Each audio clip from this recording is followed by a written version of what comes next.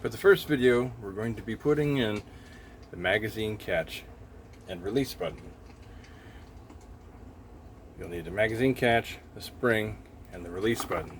The tools you'll need: your mag vise block and a punch of any size. We're going to start off by putting our magazine catch into the hole.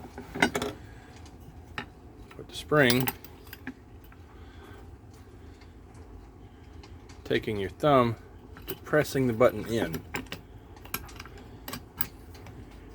and thread on the button until you can't spin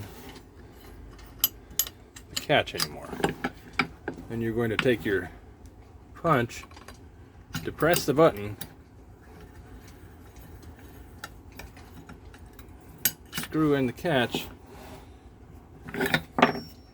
until your button is flush. There we go. And then you're done. You'll take an empty magazine,